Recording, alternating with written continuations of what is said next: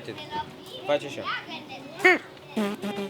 Deseori sunt întrebată cum se poate să fie și copii tipici printre atâția copii cu nevoi speciale. Cum părinții lor acceptă lucrul ăsta? Nu este tipică, ele sunt tipice, el nu este tipic, deci majoritatea sunt atipici.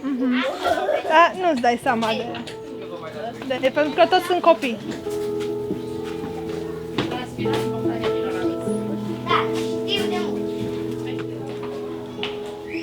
E o artă a profesorului să poată să integreze, să poată să le explice celorlalți copii care este situația, dar nu în termenii are o boală, e bolnav, nu.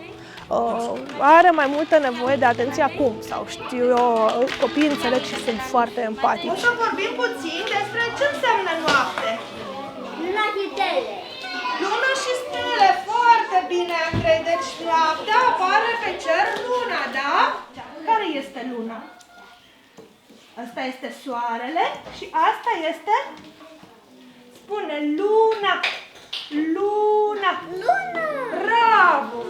Povestea începe încă din anii studenției, când studentă fiind la Cairo. Mergeam ca orice studentă să fac rost de bani și m-am dus să lucrez. Locul cel mai primitor pentru mine a fost o școală pentru copii cu nevoi speciale. A fost primul meu contact cu copii speciali.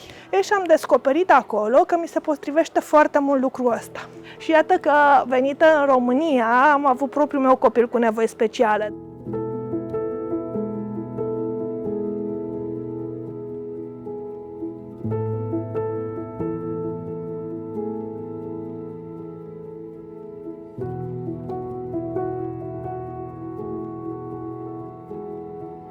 La momentul ăla chiar nu se știau foarte multe, nici la nivel medical, încă nu, medicii nu știau, cel mai mult îl tratau cu neurostimulatoare, lua spirulină, de exemplu, sau Gerovital. De-abia la 6 ani a fost o neuropsihiatră care m-a trimis să fac RMN.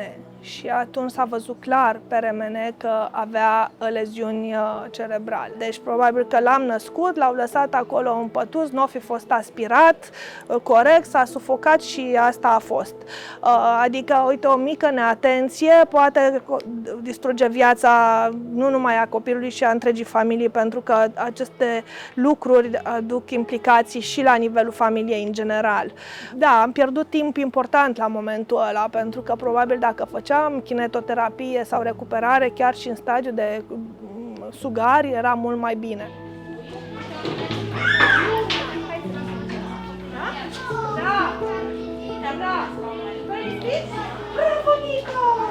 E o suferință îngrozitoare pentru un părinte în situația asta. De la mersul pe stradă, de la mersul la cofetărie, de la mersul în parc, unde toată lumea se făcea distanță în jurul tău.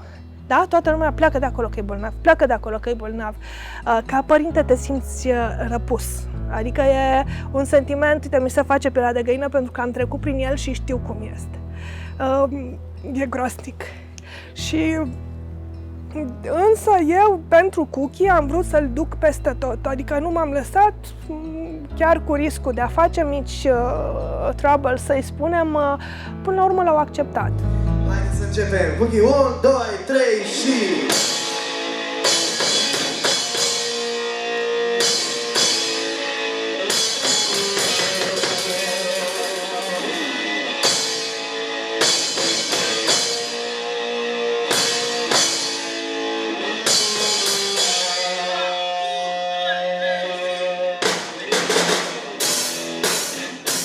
Cookie era fascinat de muzică, îi plăcea muzica rock.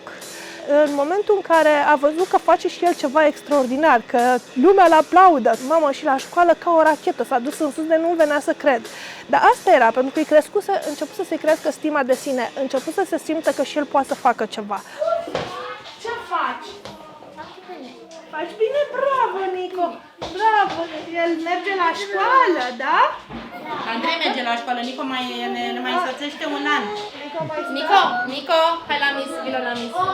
Dusul la școală a fost o experiență traumatizantă pentru mine, pentru că la stat am încercat să-l duc, însă când am văzut că sunt 35 de copii într-o clasă, mi-am dat seama că e absolut ineficient și nu se va putea ocupa nimeni de el. Nu era voință. Se merge foarte mult pe ideea de integrarea copiilor în clasele și în învățământul de masă. Da, este adevărat, ar fi ideal să se poată face, dar nu în orice condiții. În clase cu colective mai mici de copii. Am încercat să merg la o școală particulară, m-am dus, le-am spus care este situația, ei au zis ok, nicio problemă.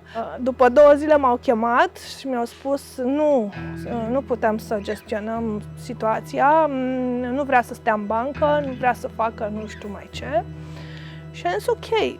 După această experiență, 2 ani de zile, n-am mai putut să-l duc la școală. Deci a făcut fobie școlară, n-am știut la momentul ăla că există așa ceva. Probabil că fie au râs de el, fie eu n-am fost cu el, dar intuiesc că s-a întâmplat ceva atât de rău încât să refuze, efectiv numai când auzea cuvântul școală, făcea niște crize atât de urâte, încât nu a fost chip să-l mai duc la școală 2 ani de zile. El a intrat pe la 8 ani jumătate la școală și atunci am decis să-l duc la o școală specială. El a mers la o școală pentru deficienți de vedere, simțindu-se ok într-un mediu confortabil. Cuchi s-a schimbat foarte mult, a învățat să scrie, a învățat să citească, deci s-a putut. Adică acolo erau oameni care au știut ce au de făcut cu Cuchi. Ce faceți noaptea, voi? Dormim și cine vine pe la gene? Moș Crăciun? Nu, vine moșele pe la gene și vin zilele noaptea și ne spun povești, da? Că eu m-am gândit că Cuchi are nevoie de foarte mulți prieteni în jurul lui să se dezvolte. Deci eu simțeam o acută nevoie de socializare pentru el. Era îngrozitor să stai singur. Și atunci m-am gândit că ar fi ideal să pot să deschid o grădiniță în care voi accepta, și ăsta a fost principiul de la început, orice tip de copil, de orice etnie, că are probleme, că orice fel, are diverse convingeri religioase, nu mă interesează să fac niciun fel de discriminare. Și așa am pornit.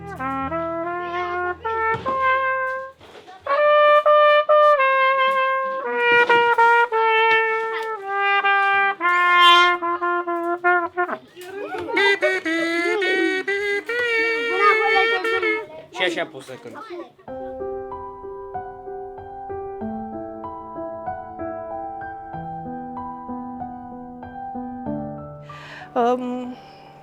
Da, însă rolul lui a fost foarte mare în viața mea.